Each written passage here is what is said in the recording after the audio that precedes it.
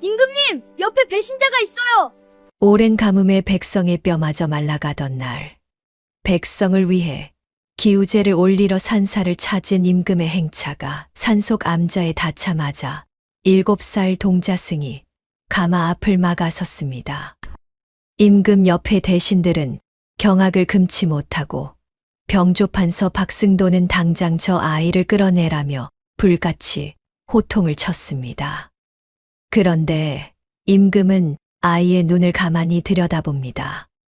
거짓이 없는 맑디 맑은 눈. 과연 이 어린 동자승은 무엇을 보았던 것일까요? 그리고 임금 곁에 숨어 있다는 배신자는 대체 누구였을까요?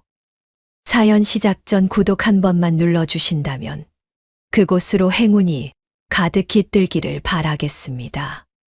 자, 그럼 지금부터 지독한 가뭄 속 산사로 향한 임금의 첫 발걸음부터 시작하겠습니다. 어디 산천초목만 타들어갔겠습니까? 지독한 가뭄의 논바닥은 거북이 등껍질 마냥 쩍쩍 갈라지고 개울가에는 미처 물길을 따라가지 못한 물고기들이 하얗게 배를 드러낸 채 썩어가는 악취만 진동했지요. 길가에 주저앉은 백성들은 기운이 없어 통곡조차 못하고 그저 먼지 풀풀 날리는 하늘만 뚫어지게 바라보며 마른 침을 삼킬 뿐이었던 것입니다. 참으로 하늘도 무심하시지. 이 땅의 백성들이 무슨 죄가 있다고 이리도 가혹한 시련을 내리시는지 보는 이들의 가슴이 다 미어질 지경이었지요. 저 멀리 고갯마루에서 누런 흙먼지가 구름처럼 일더니 수백 명의 금군에 둘러싸인 임금의 가마가 위풍당당하게 모습을 드러냈습니다. 그 뒤로는 병조판서 박승도가 기름기 흐르는 얼굴을 하고서 화려하기 짝이 없는 비단 도포자락을 휘날리며 말 위에 앉아 거드름을 피우고 있었지요. 박승도가 말채찍을 탁탁 휘두르며 곁에 선 신복에게 나직하게 읊조렸습니다. 가뭄이 심상치 않구나. 허나 이 비천한 것들이 굶어 죽든 말든 오늘 기우제만 무사히 넘기면 대업의 절반은 이룬 것이나 다름없느니라. 가마가 무구함 일주문 앞에 멈춰서고 임금이 무거운 발걸음을 떼어 바닥을 딛는 순간이었습니다. 느닷없이 근처 수풀이 좌르르 흔들리더니 7살 먹은 동자승 무념이가 쏜살같이 튀어나와 임금의 행차 앞길을 가로막고 서는 게 아니겠습니까? 무념이가 떼꾸정물 흐르는 손으로 머리를 긁적이다가 갑자기 눈을 부릅뜨고 박승도를 향해 삿대질을 해댔습니다. 개석거라. 이 나쁜 할배야. 감히 누굴 속이려고 이 신성한 절에 발을 들이느냐. 무념이는 숨을 헉헉거리며 박승도의 번들거리는 가죽 장화 끝을 뚫어지게 노려보았습니다. 그 눈빛이 어찌나 매섭고 형형한지 장성한 장수들도 절로 뒷걸음질 칠 기세였지요. 무념이가 코를 킁킁거리며 박승도의 신발에 묻은 핏자국을 유심히 살피더니 옆에 서 있던 나무꾼의 지게 작대기를 뺏어 들고 박승도의 발등을 툭툭 쳤습니다. 이 신발 밑창에 묻은 게 다 백성들의 피눈물인 줄 아느냐. 부처님 발가락만큼이나 맑은 내 눈은 절대 못 속인다. 박승도가 얼굴이 불그락푸르락해져서 이놈 어디서 요망한 소리를 하느냐 라며 채찍을 높이 쳐들었습니다.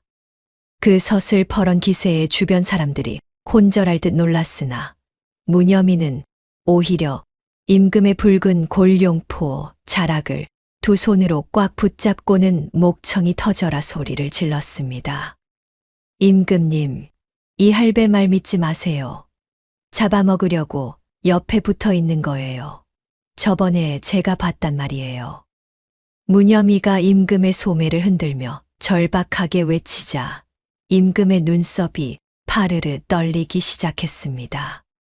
아이는 박승도를 다시 한번 노려보더니 침을 되뱉으며 그간 보았던 비밀을 만천하에 까발렸습니다. 어젯밤이었지요. 제가 부처님 불상 뒤에서 잠을 자는데 이 할배가 몰래 들어와서 숫돌에 칼을 쓱쓱 갈더라고요.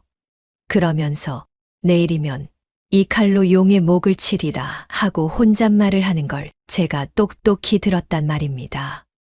이 말이 떨어지기가 무섭게 무구한 마당에는 찬물을 끼얹은 듯 괴이한 정적이 감돌았습니다. 근처에서 기우제를 구경하던 나무꾼들은 들고 있던 지게를 바닥에 툭 떨어뜨리며 입을 벌렸고 안악들은 무서움에 아이의 눈을 가렸지요. 박승도의 신복들이 서둘러 칼자루에 손을 올리자 마당을 쓸던 노승들조차 빗자루를 든 채 석상처럼 굳어버리고 말았습니다. 박승도가 핏대를 세우며 전하, 저 어린 요물이 누군가의 사주를 받고 저를 모함하는 것이옵니다. 당장 목을 치셔야 하옵니다. 라고 악을 썼습니다. 하지만 임금은 박승도의 얼굴을 한 번 보고는 서늘한 손짓으로 그의 앞길을 막아 세웠습니다. 임금이 보검의 손잡이를 꽉 움켜쥐며 나직하지만 위험 있는 목소리로 일갈했습니다. 병판 어찌 그리 서두르는가? 아이의 말이 허황된 것인지 아닌지는 짐이 판단할 것이니 물러서게. 임금은 천천히 허리를 숙여 무념이와 눈높이를 맞추고는 아이의 떨리는 어깨를 커다란 손으로 가만히 감싸 안았습니다. 무념이는 겁에 질린 기색도 없이 임금의 귀에 입을 바짝 대고는 소매 안쪽에서 나는 기묘한 냄새를 콕 집어 말했지요. 임금님, 이 할배한테서 향 냄새 말고 비릿한 쇠 냄새랑 피 냄새가 나요. 아까 제 손바닥에 닿은 저 비단 소매 안쪽에 분명히 날카로운 칼이 숨겨져 있을 거예요. 이때 무구함 주지 스님이 신발도 신지 못한 맨발로 달려 나와 바닥에 몸을 던지며 통곡을 하기 시작했습니다. 주지 스님이 임금의 신발 앞에 머리를 조아리며 눈물 섞인 목소리로 호소했지요. 전하, 이 아이는 태어날 때부터 부처님의 가피를 입어 거짓을 말할 줄 모르는 아이옵니다. 무념이가 하는 말은 하늘이 내리는 경고이니 부디 아이의 목숨만은 살려주시옵고 그 깊은 뜻을 살펴주시옵소서. 임금은 아무 대답도 하지 않았으나 박승도의 소매 끝이 가늘게 떨리는 것을 놓치지 않고 눈빛을 번뜩였습니다. 임금은 굳게 다문 입술을 달싹이더니 무념이를 지키고 선 금군들을 물러나게 하고는 법당을 향해 한 걸음씩 내디뎠습니다. 과인이 오늘 부처님께 비를 내려달라 빌러왔으나 비 대신 역적의 향기를 먼저 맡게 된 모양이구나. 법당 문이 거칠게 열리자 자욱한 향 연기가 임금의 얼굴을 덮었고 그 뒤를 따르는 박승도의 얼굴에는 살기가 가득했습니다. 박승도는 소매 안쪽에 숨겨둔 단검의 차가운 감촉을 느끼며 속으로 이 어린 놈부터 죽여야겠다는 흉계를 꾸미고 있었지요. 법당 안으로 들어가는 박승도의 발걸음이 무거울 때마다 낡은 마룻바닥은 마치 비명을 지르듯 삐걱거리는 소리를 냈습니다. 한편 법당 밖 마당에서는 박승도의 명령을 받은 사병들이 무념이를 에워싸고 창끝을 겨누기 시작했습니다.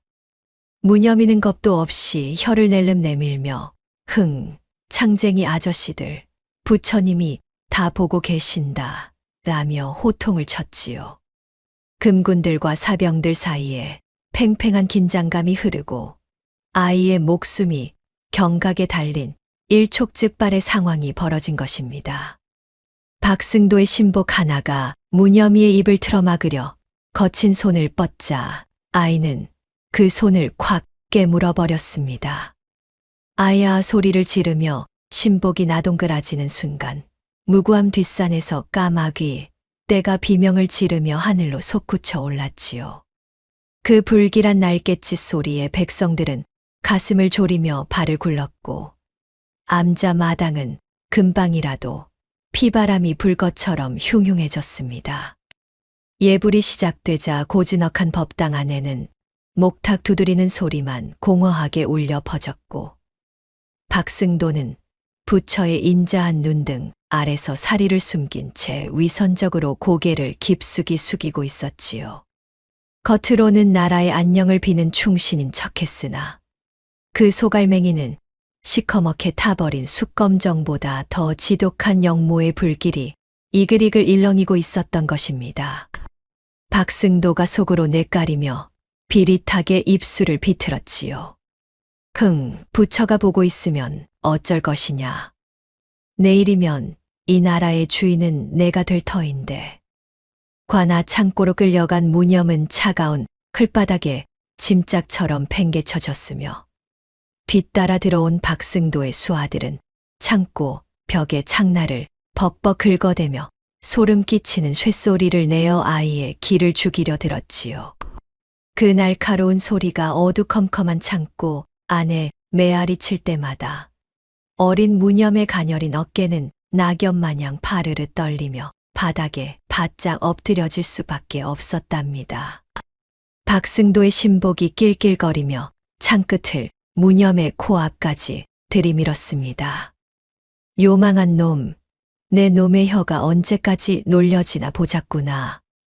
무념은 어두컴컴한 창고 구석에서 무릎을 가슴팍까지 끌어안은 채 창살 너머로 보이는 일그러진 초승달을 바라보며 연신 마른 침만 꼴깍꼴깍 삼키고 있었지요.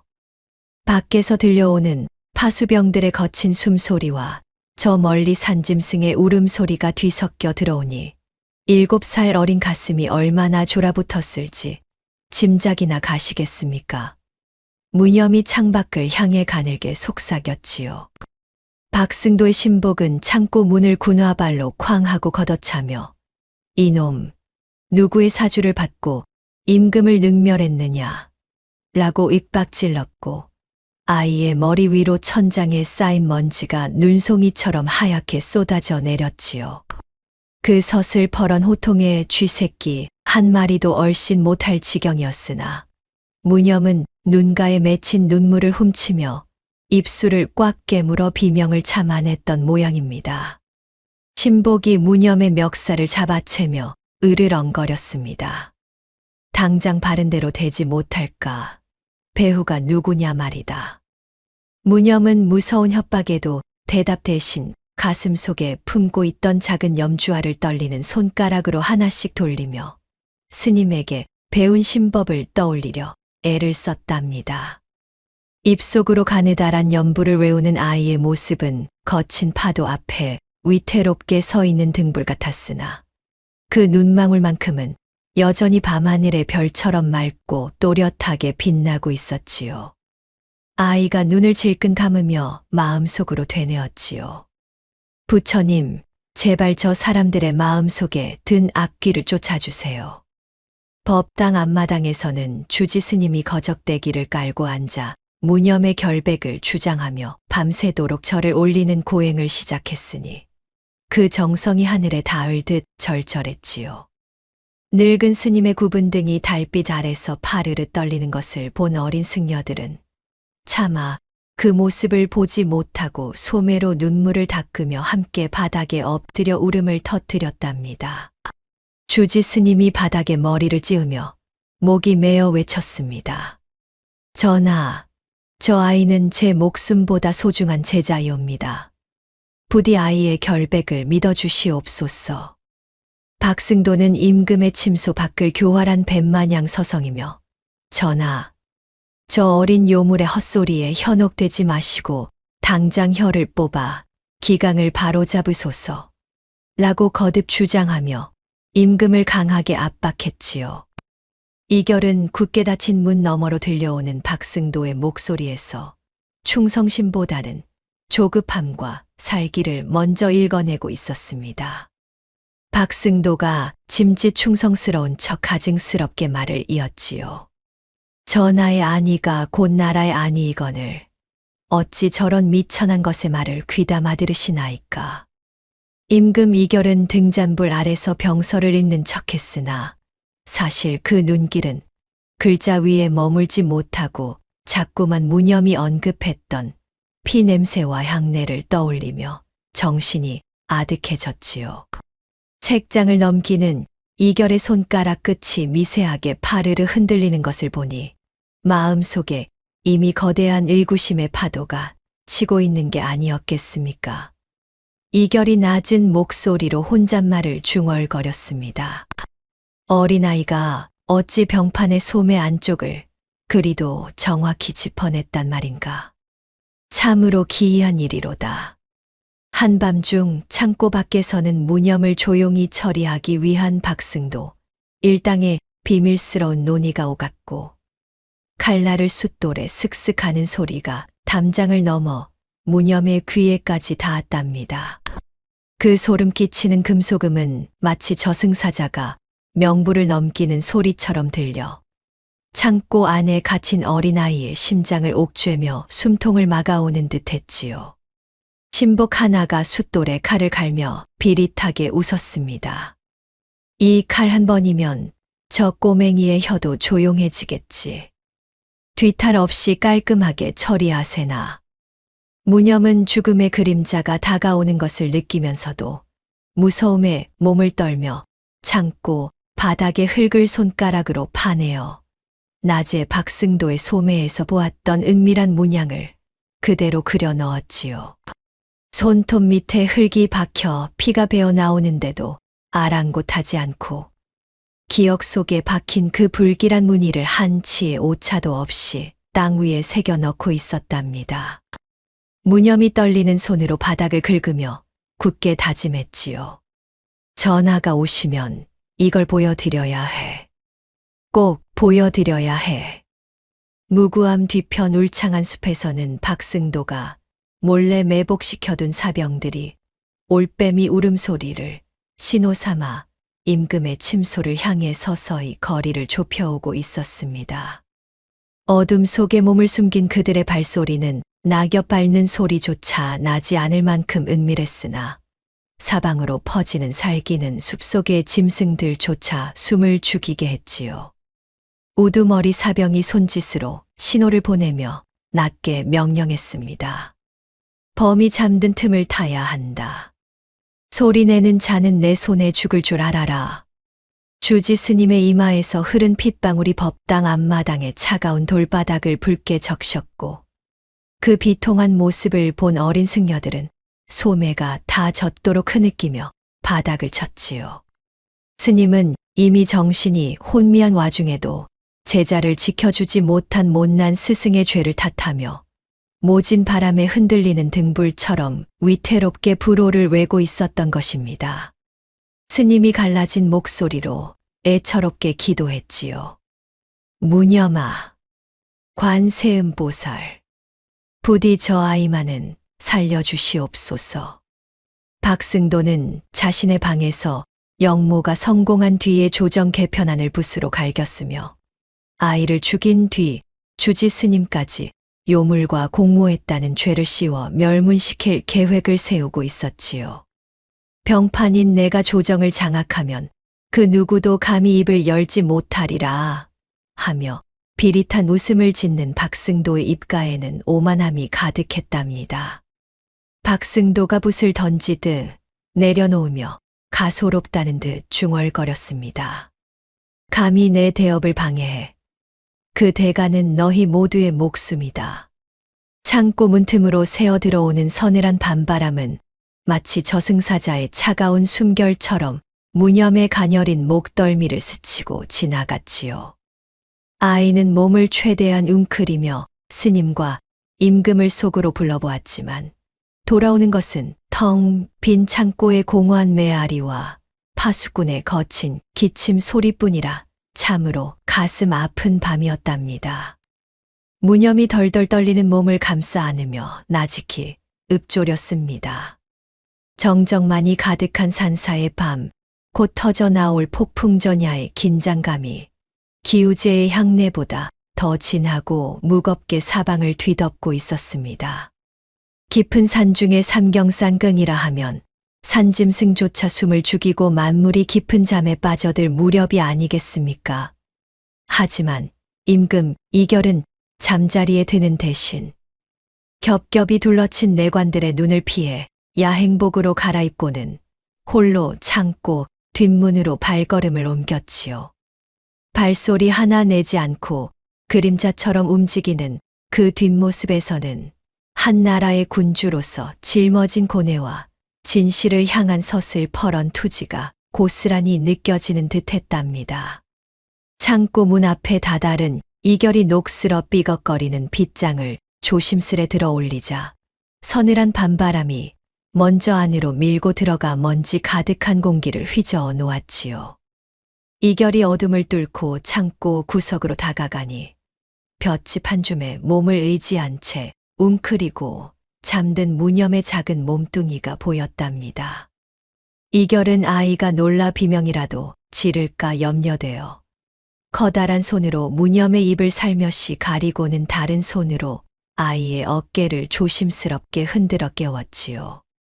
잠결에 눈을 비비던 무념은 눈앞에 선 임금의 얼굴을 확인하고는 무서움에 떨던 기색은 어디 가고 반가움에 눈망울을 반짝이며 이결의 옷자락을 꽉 붙잡았습니다. 이결이 검지를 입술에 대고 낮게 속삭였습니다. 무념아, 놀라지 말거라. 네가 보았다는 그 일을 다시 한번 과인에게 말해줄 수 있겠느냐? 무념은 고개를 끄덕이더니 갑자기 이결의 손바닥을 잡아 끌어 그 위에 박승도가 손가락으로 숫자를 세며 그렸던 궤적을 그대로 재현하기 시작했습니다. 아이의 작은 손가락이 허공을 가르고 임금의 손바닥을 긁는 품이 예사롭지 않은 리듬을 타고 마치 귀신에 홀린 듯 신통방통하게 박승도의 몸짓을 그려내는 게 아니었겠습니까? 무념이 손가락을 쫙 폈다가 다시 오므리며 박승도의 거만한 태도를 흉내내니 이결은 눈앞에 박승도가 실제로 서 있는 듯한 착각마저 들 지경이었지요. 무념은 손가락 끝으로 창고 바닥을 가리키더니 몇 년 전 박승도가 법당을 중수한다는 핑계로 불상을 옮길 때 몰래 파놓았던 그 은밀한 구멍의 위치를 정확히 짚어냈습니다. 전하, 그 할배가 이 바닥 밑을 가리키며 여기다 묻어라 하고 명령을 내렸어요. 라며 아이가 바닥을 탕탕 두드리자 그 소리가 텅 빈 창고 안에 묘한 울림을 남겼지요. 당시 공사를 주관하며 시주를 아끼지 않았던 박승도의 자비로운 모습 뒤에 이런 흉측한 비밀이 도사리고 있었을 줄이야 누가 꿈엔들 생각이나 했겠습니까? 이결이 침을 삼키며 지켜보는 가운데 무념은 갑자기 목소리를 낮게 깔고 박승도의 비열한 어조를 똑같이 흉내내며 그가 했던 말들을 쏟아내기 시작했습니다. 쌀 주머니마다 붉은 실로 묶인 것들은 모조리 산 너머 골짜기로 옮겨라. 한 톨도 남기지 말고 장부에는 흉년이라 썩어 없어졌다고 적으면 그만이니라. 아이의 입에서 나온 박승도의 비릿한 목소리는 창고 안의 냉기를 더욱 차갑게 얼어붙게 했고 그 소름 끼치는 연기는 참으로 기가 막힐 노릇이었지요.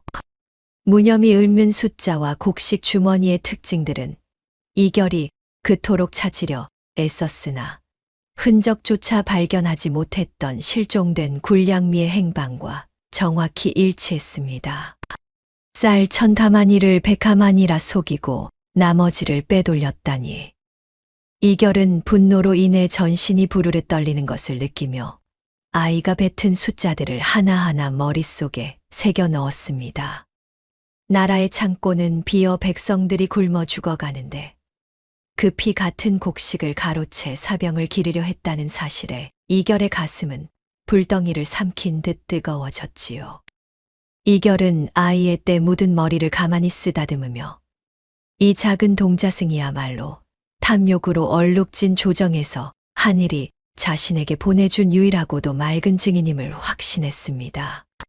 무념의 눈망울은 세상의 그 어떤 보석보다 빛났으며 그 순수함이 거대한 악을 꿰뚫어 보고 있다는 사실에 이결은 묘한 위안을 얻기도 했던 모양입니다.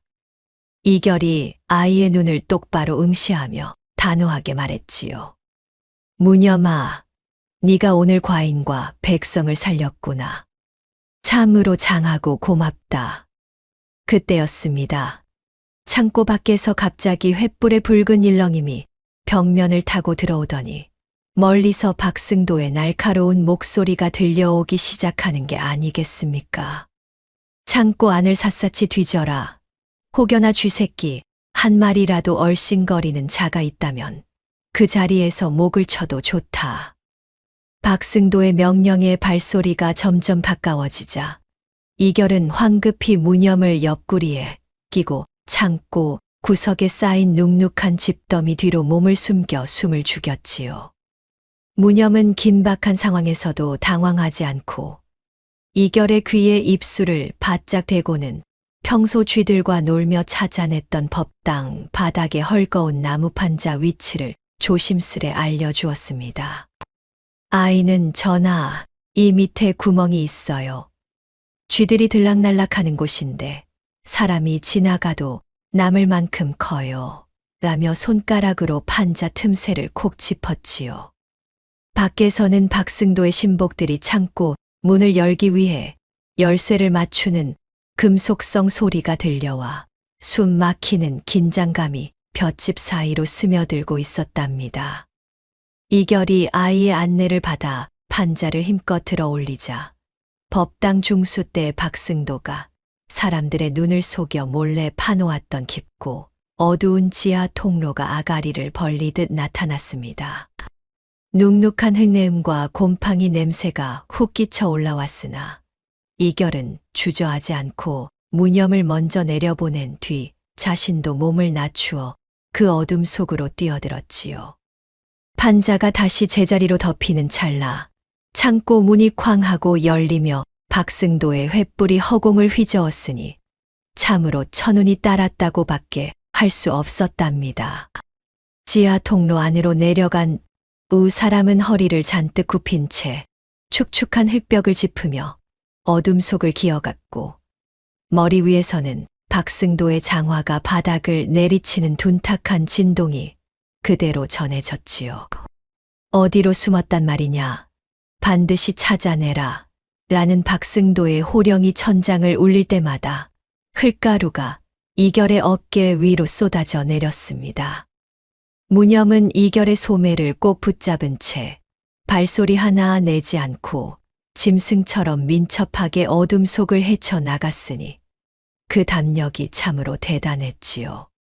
무념은 미로처럼 얽히고 설킨 통로 안에서도 길을 잃지 않고 앞장서서 이결을 안내했으며 갈림길마다 박승도가 자기들끼리만 알아보게 새겨둔 은밀한 표식들을 하나하나 짚어주었습니다. 전하, 저기 벽에 새겨진 거미 문양을 따라가야 해요. 저쪽으로 가면 박승도 할배의 비밀 창고가 나온답니다. 라며 무념이 속삭였습니다.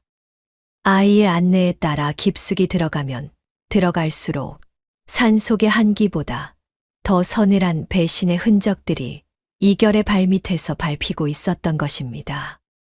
통로 한가운데 설치된 거대한 비밀 저장고에 다다르자 그곳에는 박승도가 외구로부터 받은 황금 불상들과 시커먼 화약 주머니들이 산더미처럼 쌓여 장관을 이루고 있었습니다.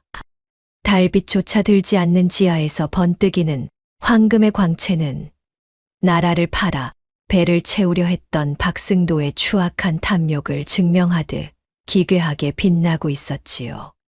이결은 그 화약 상자들을 보며 이것들이 도성으로 흘러 들어갔을 때 벌어질 참혹한 불바다를 떠올리고는 눈을 질끈 감았답니다. 이결은 보물 더미 구석에 놓인 작은 궤짝을 발견하고는 급히 열어젖혔고 그 안에서 박승도의 직인이 선명하게 찍힌 실제 군수물자 횡령 장부를 마침내 손에 넣었습니다. 장부 속에는 가뭄으로 굶주리는 백성들에게 가야 할 곡식들이 누구의 주머니로 들어갔는지 붉은 먹물로 낱낱이 기록되어 있었지요. 내 이놈 박승도, 네가 감히 나라의 근간을 이리도 처참히 무너뜨렸단 말이냐. 이결의 낮은 호통이 지하 창고 벽에 부딪혀 공원 메아리로 돌아왔습니다. 이때 무념이 장부 갈피 속에 끼워져 있던 종이 한 장을 꺼내 이결에게 건넸는데 그것은 다름 아닌 박승도가 외구의 수장과 주고받은 밀서였습니다. 밀서에는 기우제 날 임금이 기도를 올리는 정적을 틈타 숲에 매복한 자객들로 하여금 용의 목을 취하라는 시의 계획이 아주 구체적으로 적혀 있었지요. 박승도는 지하 통로의 존재가 발각되었음을 눈치채자마자 눈이 뒤집혀서는 자객들에게 무고함에 불을 지르고 산 사람은 하나도 남기지 말라는 비정한 명을 내렸습니다. 저 어린 요물과 임금을 한꺼번에 잿더미로 만들어버려라. 내 앞길을 막는 자는 붙여라 해도 용서치 않을 것이니라 하며 관기 어린 소리를 내질렀으니 그 서슬퍼런 살기에 주변의 공기마저 얼어붙는 듯 했지요. 명령이 떨어지기가 무섭게 암자사방에서 화살에 묶인 불덩어리들이 유성처럼 쏟아졌고 순식간에 법당의 화려한 단청은 시뻘건 불길에 휩싸여 검은 연기를 미친 듯이 뿜어내기 시작했습니다. 활활 타오르는 불길은 마치 거대한 화마가 절 전체를 집어삼키려는 든 혀를 낼름거렸고 쩌적쩌적 대들보가 타들어가는 소리가 산사를 가득 메우니 그야말로 아비규환이 따로 없었답니다. 이 절체절명의 순간에 지하 통로를 빠져나온 임금, 이결과 무념은 절벽 끝자락에 아슬아슬하게 걸쳐진 해우소 밑바닥의 좁고 지저분한 구멍을 통해 간신히 밖으로 몸을 내밀었습니다. 구멍을 나서자마자 발 아래로 펼쳐진 천길 낭떠러지와 세차게 몰아치는 밤바람에 정신이 아찔했으나 뒤에서 쫓아오는 불길의 열기가 등줄기를 태울 듯 다가오고 있었으니 잠시도 지체할 수가 없었지요. 박승도의 자객들은 서슬퍼런 칼을 뽑아 들고 숲속을 샅샅이 뒤지며 임금을 잡아라, 아이의 목을 가져와라 하고 고함을 지르며 점점 다가왔습니다. 무념은 공포에 질려 비명을 지를 법도 하건만 오히려 이결의 옷자락을 붙잡은 채 입술을 꽉 깨물고는 숨소리조차 내지 않으며 어둠 속에 몸을 숨겼으니 그 영특함이 참으로 대단했지요. 이결은 절벽 끝에 위태롭게 매달려 있는 굵직한 칡덩굴을 발견하고는 주저없이 아이를 등에 업고 가죽띠로 단단히 묶은 뒤 한 손으로 줄을 잡고 낭떠러지를 내려가기 시작했습니다. 무념아, 과인을 믿거라. 내 손이 부서지는 한이 있어도 결코 너를 놓지 않을 것이다. 이결의 낮은 음성이 밤바람을 뚫고 아이에게 전달되자 무념은 작은 손으로 이결의 목을 더욱 꽉 껴안았지요. 내려가던 도중 발을 헛디디어 자갈더미가 요란하게 쏟아져 내리는 위기의 순간이 찾아왔지만 무념은 비명 대신 이결의 목을 꽉 껴안으며 몸의 중심을 잡아주었습니다. 두 사람은 자객들의 눈을 피해 절벽 중간에 겨우 몸 하나 뉘일 만한 좁은 동굴에 몸을 숨겼고 이결은 거친 숨을 몰아쉬며 아이의 안색을 살폈으니 그 긴박함이 전기수 마음까지 다 졸아붙게 했답니다. 자객들이 위쪽에서 던진 날카로운 표창들이 해우소, 지붕과 바위벽을 때리며 불꽃을 튕겼으나 다행히 임금, 이결과 무념은 이미 절벽 아래 울창한 덤불 속으로 무사히 내려온 뒤였습니다. 자객들이 이 아래로 떨어진 모양이다 하고 소동을 피우는 사이 이결은 어둠을 틈타 아이와 함께 낮은 포복으로 숲속 깊은 곳을 향해 한 발짝씩 전진했지요. 무념은 평소 나무를 캐고 도토리를 줍기 위해 수없이 오르내렸던 산사 뒷길의 가파른 지름길을 손가락으로 가리키며 이결의 길잡이 역할을 톡톡히 해냈습니다. 전하, 이쪽 덤불 밑에 토끼들이 다니는 길이 있어요. 거기로 가면 저 나쁜 아저씨들이 절대 못 쫓아올 거예요. 무념의 속삭임에 따라 두 사람은 가시덩굴에 옷이 찢기고 살이 긁히면서도 산 아래를 향해 미친 듯이 질주했지요. 산깃을 깊숙이 숨겨진 낡은 옹달샘 근처 은신처에 다다르자 그곳에는 주지 스님이 만일을 대비해 말 안장에 마른 곡식과 비상식량을 가득 채워 숨겨둔 튼튼한 백마 한 필이 발을 구르고 있었습니다. 말이 주인의 기척을 느끼고 낮게 울자 이결은 서둘러 말의 고삐를 잡고 고마운 주지 스님의 정성에 고개를 한번 숙인 뒤 무념을 말 안장 위로 번쩍 들어 올렸지요. 이결은 아이를 말 앞자리에 앉히고는 말의 고삐와 함께 무념의 몸을 자신의 허리에 가죽끈으로 칭칭 감아 단단히 고정했습니다. 절대로 눈을 뜨지 말고 내 등에 바짝 붙어 있거라. 이제부터는 바람보다 빠르게 달릴 것이니라. 이결이 말의 옆구리를 세게 차자 백마는 마치 용이 승천하듯 기나긴 울음소리를 내뱉으며 도성을 향해 거침없이 내달리기 시작했습니다. 박승도의 사병들이 뒤늦게 말을 타고 추격해오며 화살을 쏘아댔지만 이결은 가파르고 험한 고갯길을 거침없이 달려 내려가며 추격자들과의 거리를 조금씩 벌려 나갔습니다. 저놈들을 따돌려야 한다. 조금만 더 힘을 내다오. 이결이 말의 갈기를 잡고 독려하자 백마는 굽이치는 산길을 번개처럼 휘감으며 박승도의 무리를 따돌리기 위해 사력을 다해 달렸지요. 무념은 등 뒤에서 슉슉 소리를 내며 날아오는 화살 소리에 몸을 잔뜩 웅크렸고 이결은 구름 사이로 잠깐씩 비치는 달빛을 유일한 이정표 삼아 복잡한 산길을 안내받았습니다. 어둠 속에서 번뜩이는 임금의 눈은 마치 굶주린 호랑이처럼 매서웠으며 무념은 이결의 등에서 느껴지는 든든한 온기를 믿으며 가슴 속에 품은 무구함을 떠올리고 있었던 것입니다.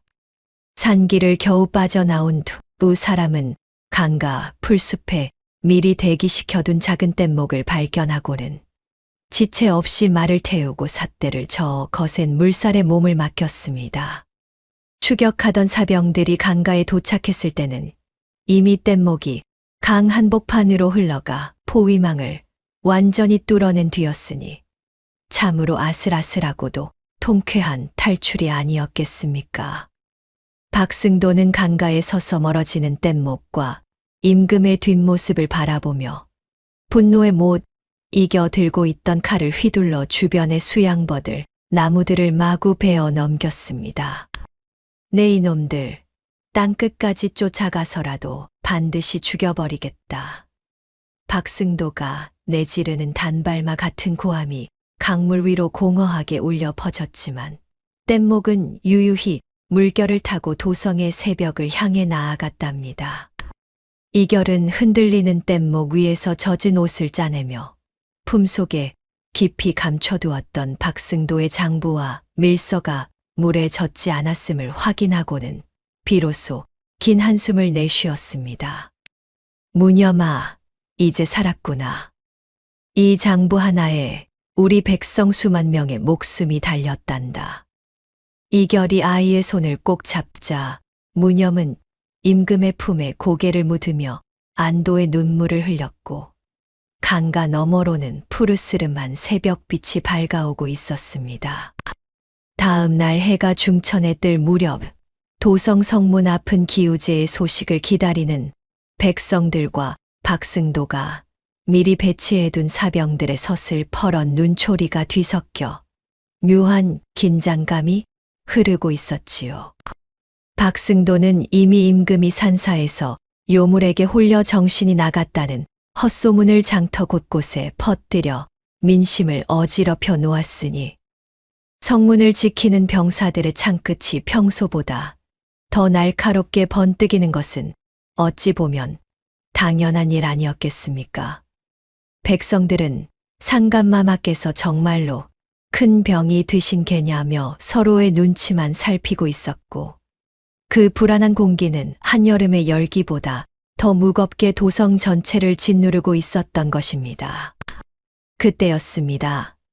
남루하기 짝이 없는 누더기 옷을 걸친 임금, 이결이 동자승, 무념의 손을 잡고 저작거리 한복판에 떡하니 나타나더니 근처 대장간에서 빌려온 커다란 징을 채로 쾅쾅 내리치며 백성들의 시선을 한 곳으로 모으기 시작했지요.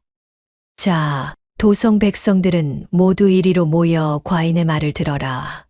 이결의 목소리는 비록 옷차림은 거렁뱅이와 다를 바 없었으나 그 안에 담긴 위엄은 장터를 가득 메운 수천 명의 소음을 단숨에 잠재울 만큼 서슬이 펄했답니다.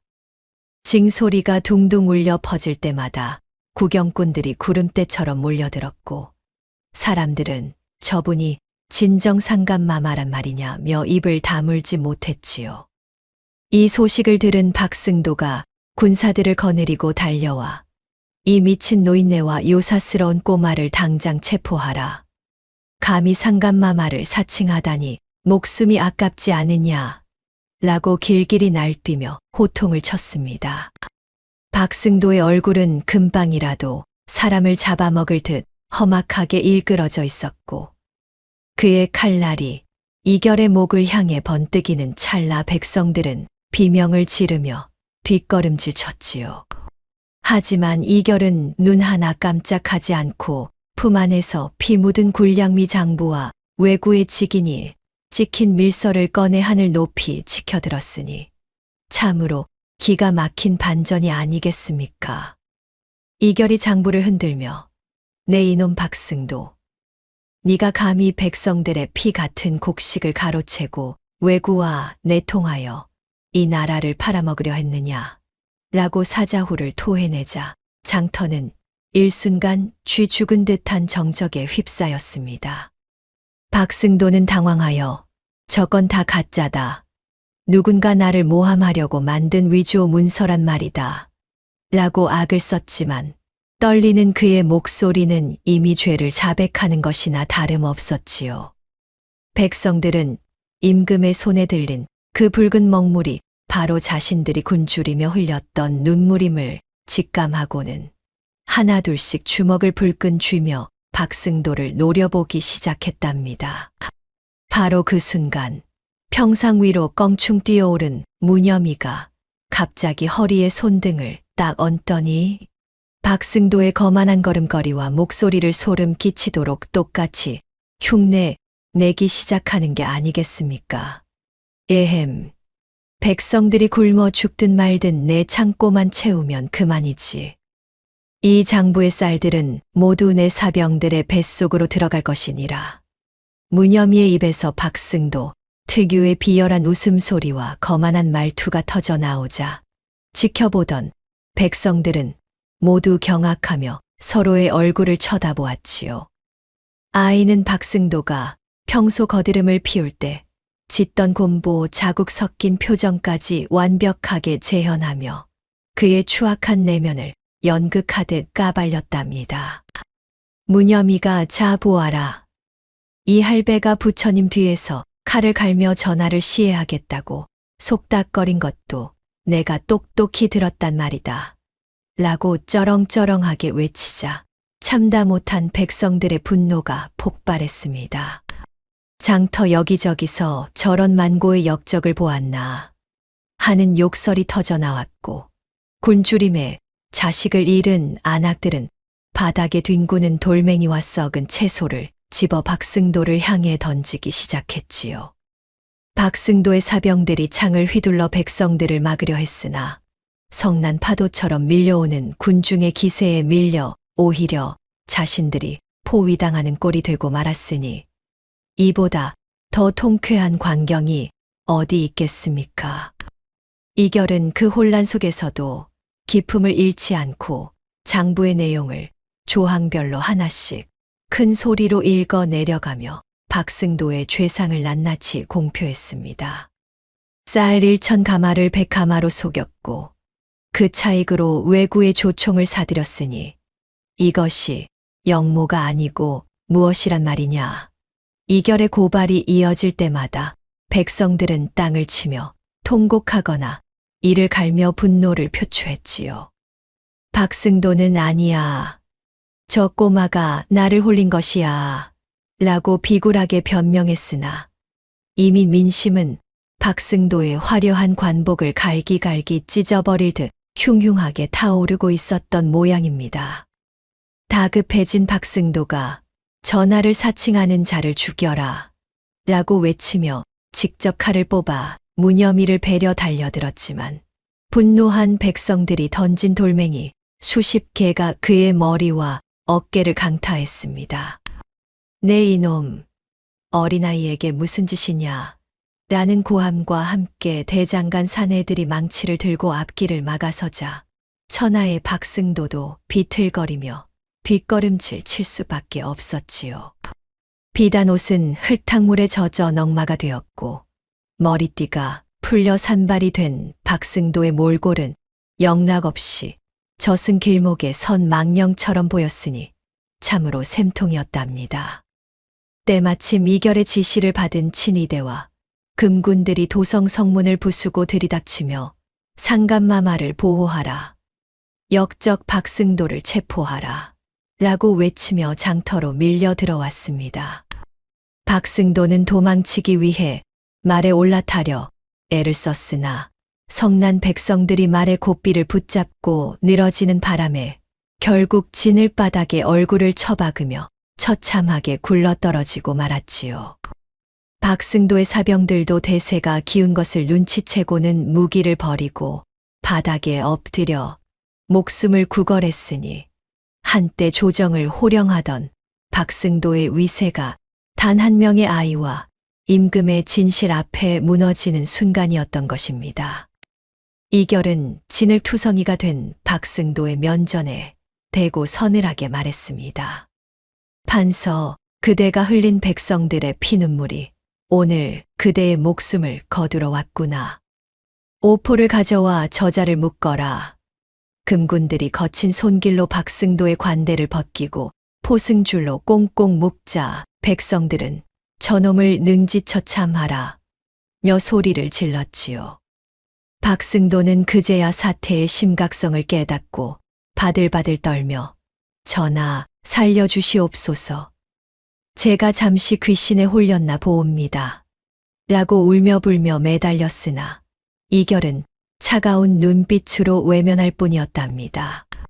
무념이는 평상에서 내려와 포박당한 박승도의 앞으로 다가가더니 아까 그가 지었던 비열한 웃음을 다시 한번 똑같이 지어 보이며 혀를 낼름 내밀었지요. 할배, 부처님은 눈이 없어도 다 보고 계신다고 했죠. 이제 할배가 갈았던 그 칼이 누구 목으로 갈지 궁금하네요. 아이의 당돌한 한마디에 박승도는 넋이 나간 듯 허공을 바라보았고 구경하던 백성들은 어린 동자승이 나라를 구했구나 라며 박수갈채를 보냈습니다. 장터에는 승전고 소리가 울려 퍼지듯 백성들의 환호성이 가득 찼고 그 소리는 도성 너머 궁궐까지 닿을 듯 웅장했지요. 금군들이 박승도의 입에 재갈을 물리고 죄수수레에 태워 압송하기 시작하자 길가에 모인 백성들은 침을 뱉고 오물을 던지며 역적의 최후를 조롱했습니다. 화려한 가마 대신 덜컹거리는 수레에 실려가는 박승도의 뒷모습은 탐욕이 끝에 다다랐을 때 인간이 얼마나 추해질 수 있는지를 보여주는 산 증거였지요. 그의 뒤로 먼지가 자욱하게 일어날 때마다 백성들의 가슴 속에 맺혔던 응어리도 조금씩 풀려나가는 것 같아 보는 이들의 마음마저 시원해지는 듯했답니다. 이결은 평상 위로 올라가 무념의 손을 번쩍 들어 올리며 백성들을 향해 깊이 고개를 숙였습니다. 과인이 그동안 눈이 멀어 역적을 곁에 두었으니 이 모든 고통은 과인의 불찰이로다. 이제 저 역적의 창고를 열어 백성들에게 곡식을 골고루 나누어 줄 것이니 모두들 기운을 차리라. 임금의 진심 어린 사과와 약조의 백성들은 땅바닥에 엎드려 감격의 눈물을 흘렸고 전하, 만세, 만만세 라는 함성이 온 장터를 뒤흔들었으니 참으로 감동적인 광경이 아니었겠습니까? 무념이는 땀방울이 송골송골 맺힌 이결의 얼굴을 자신의 작고 거친 소매자락으로 정성스럽게 닦아주며 빙글에 미소를 지었습니다. 전하, 이제 백성들 배불리 먹을 수 있는 거죠. 우리 주지 스님도 이제 매 맞지 않아도 되는 거죠. 아이의 순수한 물음에 이결은 목이 메어 대답 대신 아이를 꽉 껴안아 주었지요. 대궐의 화려한 예복보다 흙먼지 묻은 누더기 옷을 입고 아이를 안은 임금의 모습이 백성들 눈에는 그 어떤 성군보다 더 위대해 보였던 모양입니다. 정의가 바로 세워진 도성광장 위로 오랫동안 먹구름 속에 숨어있던 밝은 햇살이 백성들의 눈물 젖은 미소 위를 따스하게 비추기 시작했습니다. 박승도의 탐욕으로 가득 찼던 도성에는 이제 희망의 기운이 샘솟고 임금과 동자승의 기이한 인연은 조선의 전설이 되어 입에서 입으로 퍼져나갈 준비를 마쳤지요. 만고의 역적 박승도가 지하 감옥의 차가운 바닥에서 죽음을 기다리던 그 밤, 도성 밖은 아직 평화의 빛을 찾지 못하고 있었지요. 박승도의 아들 박철은 아비의 체포 소식을 듣고는 남은 잔당들과 함께 도성 외곽의 외딴 숯가마터로 숨어들어 복수의 칼날을 갈고 있었던 것입니다. 시커먼 숯검댕이가 얼굴에 묻은 줄도 모르고 내 아비를 가둔 그놈들에게 피해 대가를 치르게 하리라며 이가리를 해대는 박철의 눈빛은 마치 굶주린 늑대 마냥 번뜩이며 어둠 속을 헤집고 있었답니다. 박철은 무구함의 동자승 무념을 유인하기 위해 아주 치졸하고도 간악한 꾀를 냈으니 그것은 바로 무구함의 주지 스님이 고문에 못 이겨 위독하시니 급히 산사로 오라는 가짜 전가를 보낸 것이었습니다. 스님의 필체를 교묘하게 흉내낸 서찰을 보며 이놈 제 스승일이라면 앞뒤 안 가리고 뛰어오겠지라며 비릿하게 웃는 박철의 모습은 참으로 가관이었지요. 무념이 그 서찰을 보고 어떤 표정을 지을지 상상하며 낄낄거리는 잔당들의 웃음소리가 낡은 숯가마터의 정막을 깨트리며 기분 나쁘게 울려 퍼졌던 것입니다. 대궐 한 구석에서 스님의 소식을 기다리던 무념은 그 가짜 전가를 받자마자 가슴이 덜컥 내려앉아 앞뒤 잴 것도 없이 대궐 뒷문으로 향했습니다. 신발이 벗겨지는 줄도 모르고 맨발로 뛰어나온 아이의 마음속에는 오직 스님을 살려야 한다는 일념뿐이었으니 그 효심이 도리어 박철의 함정으로 스스로를 밀어넣는 꼴이 되고 말았지요.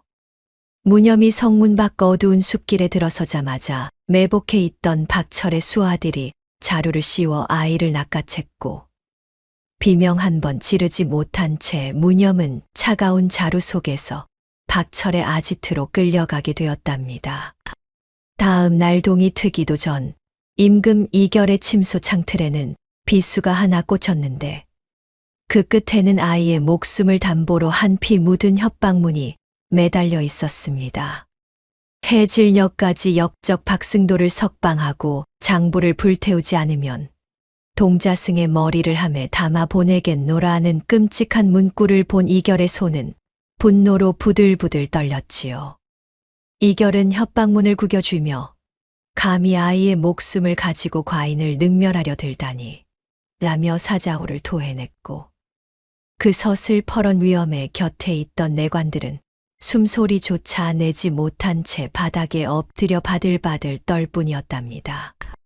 이결은 즉시 도성 전체에 통금령을 내리고 모든 병력을 동원하여 도성 밖 10리 길을 샅샅이 뒤지라는 엄명을 내렸습니다. 무념이를 찾지 못하면 너희 모두의 목숨도 보전치 못할 것이니라 라며 호통을 치는 임금의 눈에는 눈물인지 분노인지 모를 뜨거운 기운이 서려 있었지요. 금군들이 횃불을 밝히고 산천초목을 뒤지며 동자승을 찾아라 하고 외치는 소리가 온 도성에 가득 찼으나 박철 일당이 숨어든 숯가마터는 워낙 후미진 곳이라 그 소리가 닿기엔 역부족이었던 모양입니다. 납치된 무념은 맵싸한 연기가 자욱하게 깔린 숯가마 안에서 굵은 포승줄에 꽁꽁 묶인 채 거친 숨을 몰아쉬고 있었습니다.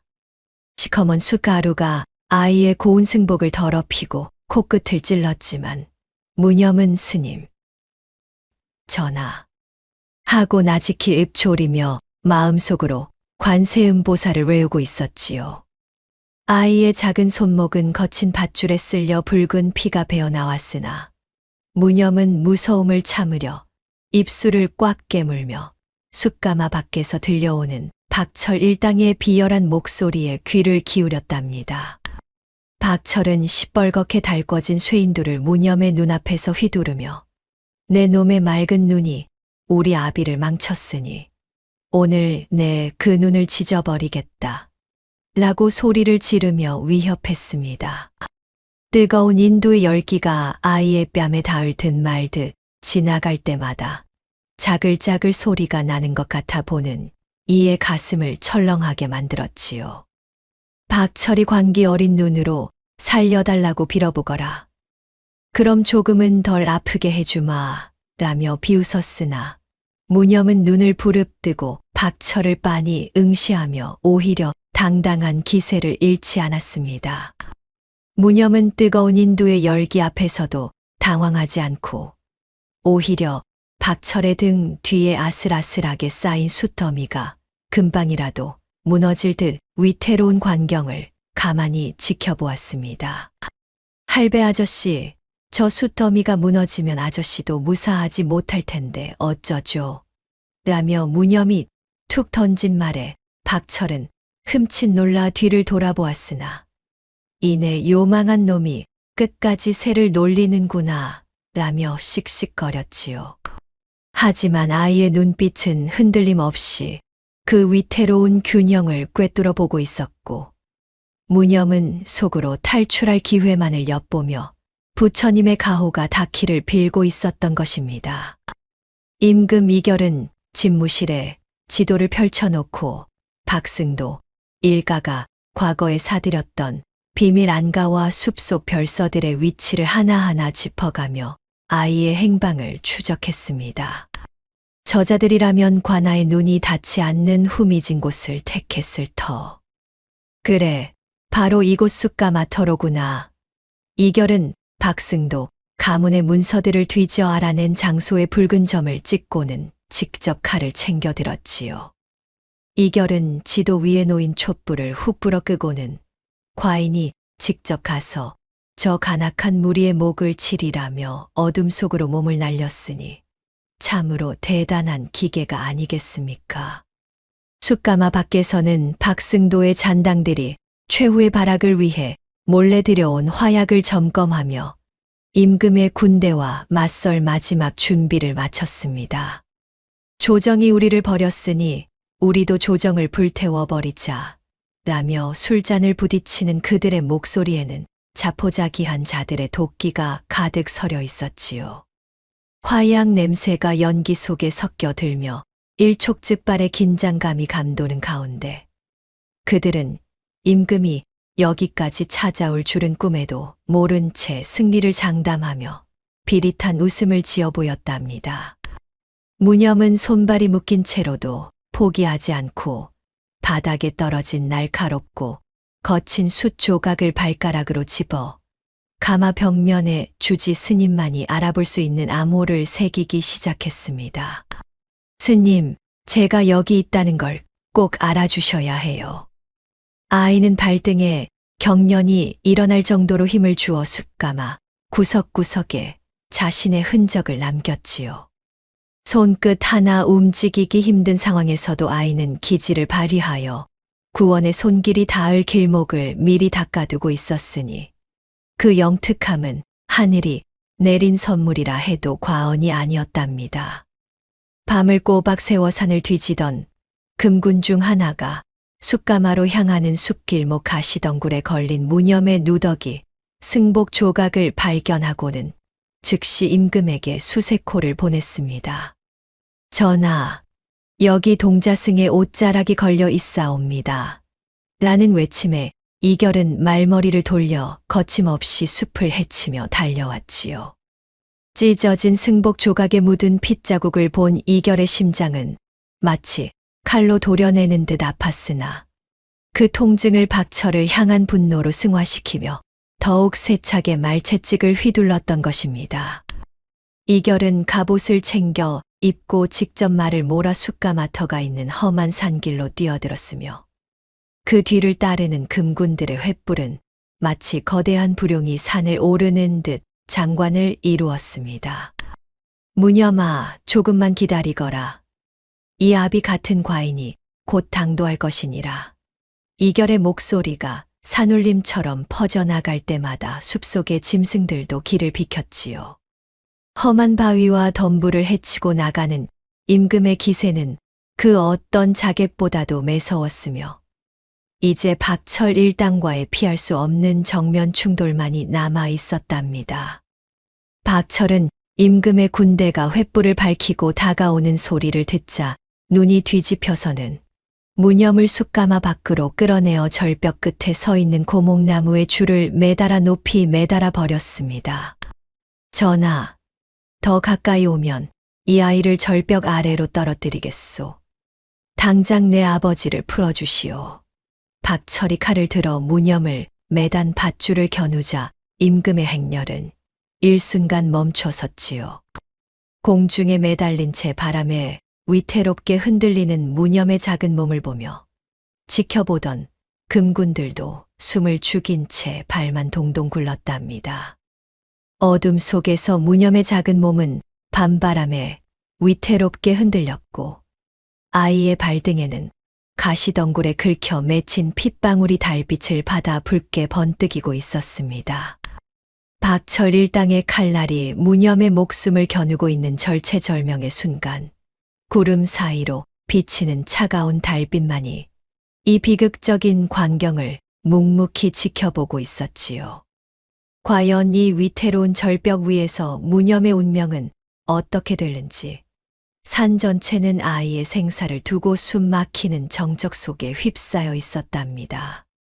칠흑 같은 어둠이 깔린 산중에 갑자기 천지를 뒤흔드는 거대한 징소리가 웅장하게 울려 퍼지더니 절벽 끝에 매달린 어린 무념이 목청껏 외치는 맑은 연불 소리가 온 계곡을 타고 산울림처럼 장엄하게 번져나갔던 것이지요. 박철이 당황하여 이 요망한 놈이 끝까지 라며 아이를 배려 시퍼런 칼을 높이 뽑아든 순간 마른 하늘에서 번쩍이는 번개가 치더니 굉음과 함께 벼락이 떨어져 숯가마 옆 100년 된 고목나무를 단숨에 두 동강 내버리고 말았답니다. 벼락으로 인해 사방으로 흩어진 시뻘건 불꽃은 메마른 숯더미에 순식간에 옮겨 붙었고 숯가마터는 거대한 화마가 혀를 내름거리는 불바다로 변하며 앞을 분간하기 힘든 검은 연기를 미친 듯이 뿜어내기 시작했지요. 절체절명의 혼란을 틈타 무념은 손목을 옥죄던 포박을 기적처럼 풀어냈고 불길 속을 요리조리 피하며 평소 나무를 캐러 다니며 익혀두었던 은밀한 오솔길을 따라 전력을 다해 산 아래로 도망치기 시작했답니다. 박철은 불길을 피하려 허둥대며 도망치다 그만 발을 헛디뎌 자신이 임금을 잡으려고 미리 파놓았던 깊은 함정에 빠졌고 위에서 쏟아져 내리는 뜨거운 숯덩이들에 갇혀 단발마 같은 비명을 지르며 처참하게 울부짖었지요. 무념은 뜨거운 열기에 옷자락이 시커멓게 그슬리면서도 뒤도 돌아보지 않은 채 산 아래에서 자신을 부르며 올라오는 수백 개의 횃불 무리를 향해 숲을 헤치며 쏜살같이 달려나갔던 것입니다. 임금 이결은 자욱한 연기 속에서 튀어나오는 작고 가냘픈 형체를 발견하자마자 말에서 뛰어내려 덤불을 헤치고 달려갔고 흙먼지 투성이가 된 무념을 두 팔 가득 품에 안으며 뜨거운 안도의 숨을 몰아쉬었지요. 무념의 얼굴은 온통 숯가루와 먼지로 뒤범벅되어 검정칠을 한 듯 했으나 임금을 바라보는 그 눈망울만큼은 부처님의 자비처럼 여전히 맑고 영롱하게 빛나고 있어 보는 이들의 가슴을 뭉클하게 만들었답니다. 박승도의 잔당들은 거대한 불길과 서슬퍼런 임금의 금군들에게 겹겹이 포위되자 살 가망이 없음을 깨닫고는 들고 있던 무기를 버리고 바닥에 엎드려 목숨만 살려달라며 비루하게 항복하고 말았지요. 바로 그 순간 거짓말처럼 하늘에서 우르릉거리는 천둥 소리가 다시 한번 천지를 뒤흔들더니 기나긴 가뭄을 완전히 끝내고 타들어 가던 대지를 적실 굵은 빗줄기가 장대처럼 쏟아져 내리기 시작하는 게 아니겠습니까? 도성의 백성들은 머리 위로 떨어지는 시원한 빗소리를 들으며 집 밖으로 뛰어나와 덩실덩실 춤을 추었고 거세게 타오르던 산불도 하늘이 내린 축복 같은 비에 씻겨 하얀 연기만을 남긴 채 서서히 꺼져갔답니다. 임금 이결은 쏟아지는 빛 속에서 무념을 자신의 두꺼운 망토로 정성스럽게 감싸 안고 공포와 추위에 덜덜 떨리는 아이의 작은 손을 자신의 뜨거운 가슴에 대어 온기를 전하며 아이를 다독였지요. 무념은 입술을 달싹여 떨어지는 빗물을 받아 마시더니 전하, 부처님이 목마른 백성들에게 시원한 물을 주시나 봐요라며 천진난만한 웃음을 지어 보여 주변 장수들의 눈시울을 붉게 만들었답니다.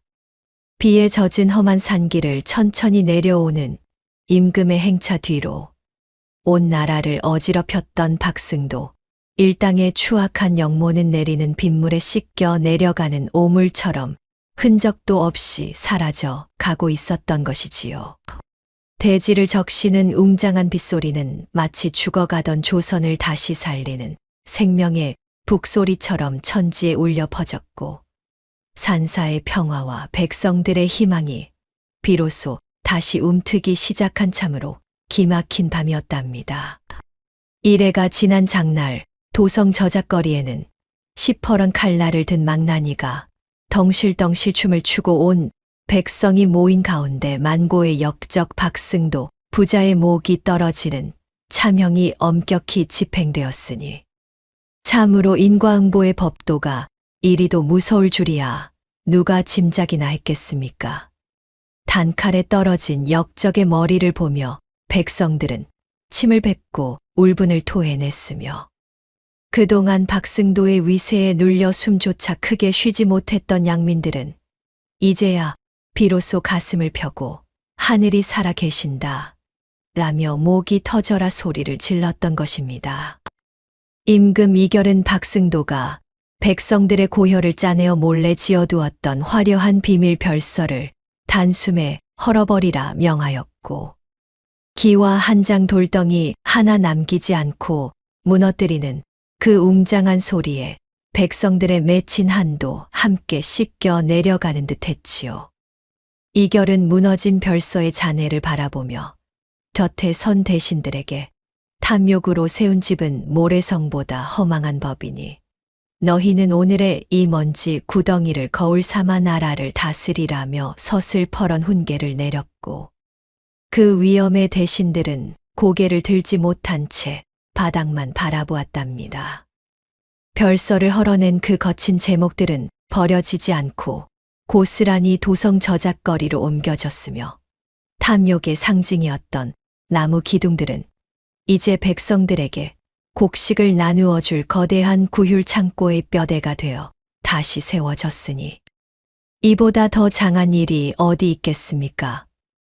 박승도가 숨겨두었던 수만 가마의 곡식이 창고 안을 가득 채울 때마다 백성들은 환호성을 질렀고 역적의 재물이 백성의 밥이 되어 돌아왔구나 라며 임금의 성덕을 찬양하는 노래가 도성 구석구석을 기분 좋게 울렸던 모양입니다.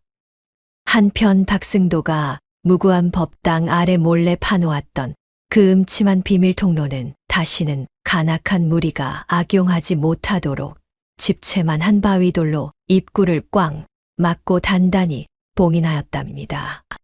주지 스님은 법당 앞에 향을 피우고 부처님의 도량이 잠시 더럽혀졌으나 이제야 비로소 청정한 기운이 돌아왔구나라며 빗자루로 마당의 흙먼지를 정성껏 쓸어냈고 아이들이 그 위에서 다시 공기놀이를 하는 평화로운 풍경은 보는 이의 마음을 따뜻하게 적셔주었지요. 임금 이결은 대궐의 정전에 무념을 불러 나라를 구한 공로를 치하하며 번쩍이는 황금 불상과 진귀한 보석이 가득 든 궤짝을 하사하려 했으나 아이는 그것들을 보며 고개를 가로저었지요. 전하, 이 금부치들은 너무 무거워서 산에 올라갈 때 다리만 아프답니다. 저는 이런 보물보다 주지 스님이 갓 지어주시는 따뜻한 보리밥에 된장찌개가 훨씬 더 좋사옵니다. 아이의 청렴하고도 순수한 대답에 이결은 허허롭게 웃음을 터뜨렸고 대궐 안의 관리들도 아이의 신통방통한 기계에 입을 다물지 못했답니다. 이결은 무념의 기특한 마음씨에 크게 감탄하며 무념이 머무는 무구함의 세금을 영원히 면제해주고 4달 가뭄에 지친 백성들과 나누어 먹을 소금 100가마를 나라에서 무상으로 하사하라는 전교를 내렸습니다. 무념아, 네가 오늘 과인에게 큰 가르침을 주었구나. 보물보다 귀한 것은 채우려는 욕심이 아니라 비우려는 마음이라는 것을 네가 몸소 보여주었으니 참으로 고맙구나. 임금이 무념의 작고 거친 손을 꼭 잡으며 약조하자 대궐마당에 모여있던 호위군사들도 감격한 듯 창끝을 낮추어 예우를 표했지요. 무념은 임금이 선물한 작은 귀 모양의 나귀를 타고 주지 스님과 함께 도성문을 나서 무구함을 향해 천천히 발걸음을 옮겼는데 그 행차 뒤로는 임금이 보낸 호위병들이 소금 가마니를 실은 수레를 끌고 따랐답니다. 나귀 등에 올라타 다리를 까딱거리는 무념의 모습은 영락없는 신선 같았고 길가에 핀 들꽃을 꺾어 귀에 꽂으며 노래를 흥얼거리는 아이의 천진난만함에 지켜보던 백성들도 절로 미소를 지으며 손을 흔들어 주었지요. 성문 앞에 모인 수천 명의 백성은 무념의 앞길에 꽃잎을 뿌리며 나라를 구한 어린 영웅 만세, 와 동자승 무념이 만세를 외치며 아이의 뒷모습이 보이지 않을 때까지 정성껏 배웅했답니다. 아이는 나귀 위에서 손을 흔들며 여러분, 밥 굶지 말고 건강하세요. 내년엔 꼭 풍년이 들 거예요. 라며 백성들에게 희망의 덕담을 건넸고 그 맑은 목소리는 도성 성벽을 타고 넘실거리며 모든 이의 가슴 속에 희망의 씨앗을 심어주었지요. 다시 평화가 찾아온 무구함에서 무념은 예전처럼 법당 처마 밑 그늘에 누워 늘어지게 낮잠을 자기도 하고 뒷산 다람쥐들과 도토리를 나눠 먹으며 예전의 평화로운 일상으로 돌아갔답니다. 숲속의 산짐승들도 무념이 돌아온 것을 반기는지 아이의 곁으로 다가와 애교를 부렸고 무념은 얘들아, 이제 나쁜 할배는 없단다. 마음껏 뛰어놀아라 라며 동물의 머리를 쓰다듬어 주었으니 그 광경이 참으로 한 폭의 그림 같았지요. 임금 이결은 그 후로도 가끔 화려한 골룡포 대신 평범한 선비의 도포를 입고 무구함을 남몰래 찾아와 무념과 함께 마당에서 숨바꼭질을 하며 백성들의 진솔한 이야기에 귀를 기울였습니다. 전하, 이번엔 제가 저기 큰 바위 뒤에 숨을 테니 꼭 찾으셔야 해요. 라며 뛰어가던 무념의 웃음소리는 임금의 지친 마음을 어루만져 주었고 이결은 아이와의 놀이 속에서 진정으로 백성을 위하는 정치가 무엇인지 다시금 깊이 새기게 되었던 것입니다. 사람들은 이 기이하고도 통쾌한 이야기를 자손대대로 전하며 아이의 눈은 결코 속일 수 없으며 부처님은 눈이 없어도 세상의 모든 악행을 다 보고 계신다는 진리를 가슴 깊이 새기며 살아갔지요. 거짓은 참을 이길 수 없고 탐욕은 반드시 파멸을 부른다는 무념의 폭로는 조선 땅 방방곡곡에 퍼져나가 권력을 쥔 자들에게는 무서운 경고가 되고 억눌린 백성들에게는 든든한 위안이 되었던 모양입니다. 박승도의 탐욕이 시커멓게 서려 있던 그 비밀 별서 자리에 새로 세워진 구휼 창고는 이제 굴줄인 이 하나 없이 백성들의 웃음소리와 정이 끊이지 않는 따뜻한 나눔의 성지가 되었답니다. 창고 문이 열릴 때마다 이 쌀은 임금님과 동자승이 주신 선물이다 라며 감사해야 하는 백성들의 기도가 하늘에 닿았는지 그해 가을에는 거짓말처럼 황금 물결이 치는 대풍년이 들어 온 나라가 축제 분위기에 휩싸였지요. 해질녘 무구함 골짜기에 울려 퍼지는 웅장한 범종 소리는 박승도의 추악한 탐욕을 꾸짖고 세상을 구한 무념의 맑고 깨끗한 영혼을 찬양하듯 온 산천을 장엄하게 감싸 안았습니다. 종소리가 한 번씩 울릴 때마다 숲속의 새들이 날아오르고 산 아래 마을의 등불이 하나둘씩 켜지니 그 평화로운 광경은 마치 부처님이 이 땅에 내린 가장 큰 축복처럼 모든 이의 마음을 고요하게 정화해 주었답니다. 산들바람을 타고 산 아래까지 내려오는 무념의 맑은 웃음소리는 고통받던 백성들의 마음을 어루만지는 세상에서 가장 달콤하고 영험한 약이 되어 조선의 밤을 따뜻하게 지켜주었습니다. 아이의 웃음소리가 들리는 곳마다 싸움이 멈추고 슬픔이 걷히니 사람들은 무념을 가리켜 하늘이 내린 맑은 거울이라 부르며 그 이름만 들어도 절로 고개를 끄덕이며 흐뭇해했답니다. 저물어가는 붉은 노을 아래 작은 동자승 무념의 그림자가 산사마당을 길게 가로지르며 깊어가는 밤을 마중 나갔고 그렇게 조선의 평화로운 밤은 다시금 깊은 안식 속에 잠겨들었습니다. 자, 이제 우리 무념이도 잠잘 시간이다. 주지 스님이 아이의 이불을 덮어주는 소리와 함께 탐욕을 이겨낸 진실의 야담은 영원히 지지 않는 별빛처럼 우리들의 가슴 속에 깊이 남게 되었지요. 박승도 부자가 형장의 이슬로 사라지고 그들이 빼돌린 재산은 가뭄에 허덕이던 백성들에게 곡식이 되어 돌아갔습니다.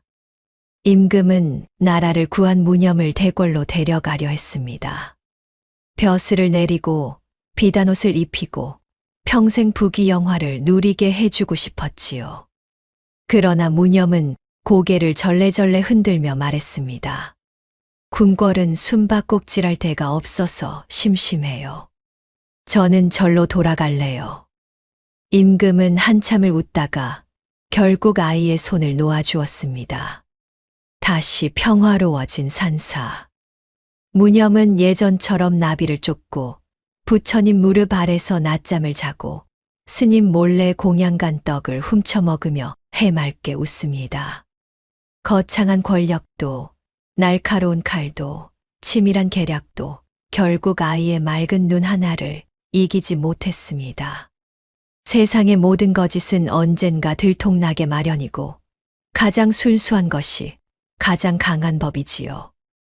낱말은 새가 듣고 반말은 쥐가 듣는다 했습니다. 부처님 뒤에서 속삭인 음모가 7살 아이의 귀에 들어갈 줄 그 탐욕스러운 자는 꿈에도 몰랐을 것입니다. 오늘의 이야기가 당신의 마음에 작은 울림을 드렸다면 앞으로도 따뜻하고 행복한 이야기들로 찾아뵐 수 있도록 구독과 좋아요를 눌러주세요. 그리고 사연의 주인공을 위한 따뜻한 말씀도 댓글로 부탁드립니다. 당신의 오늘이 인생 최고의 하루가 되길 응원하겠습니다. 감사합니다.